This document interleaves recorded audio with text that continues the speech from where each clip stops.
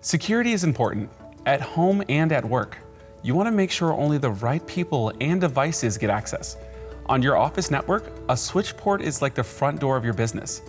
Your office computer acts like an employee with a secure keycard, called 802.1x authentication.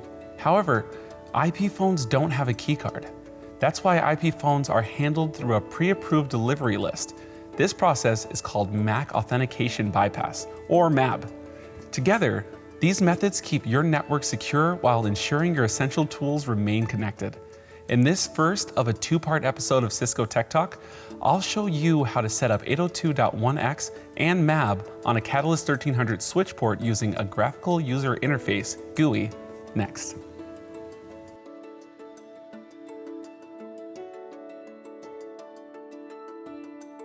Take a look at the topology I'll set up in this demonstration. I have a Catalyst 1300 switch with an IP phone directly connected to the switch port of the switch. One PC is connected to that IP phone. Both devices will be connected to the same switch port.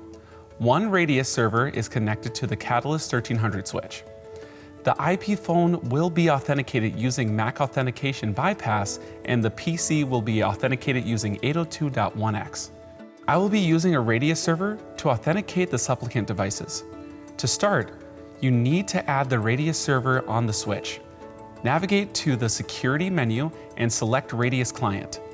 Under Radius Client, switch the view to Advanced.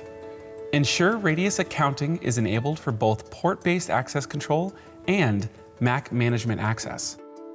Click the plus sign to add the Radius server under the Radius table at the bottom of the page. Enter the IP address of the Radius server and set the priority to 0. Enter a key string that matches the one you configured on the Radius server. For the usage type, select 802.1x or all to ensure it covers your needs. After you apply these changes, you can configure the port. Move to the 802.1x authentication properties section. Make sure port-based authentication is enabled and keep the authentication method set to Radius. You can optionally enable authentication failure and success traps for better visibility. Then, go to Port Authentication and select the port number to edit it. Before you finish the port settings, make sure the switch port allows multiple devices. To do this, go to the Host and Session Authentication and edit the host authentication for the port. Set this to multiple sessions. This lets both the IP phone and PC authenticate independently on the same port. Apply this change and close the window. With that, the foundational port settings and host authentication are configured on the Catalyst 1300 switch. Click here for part 2, where I'll show you how to finish setup and verify the devices. Thank you for watching. I'll see you soon.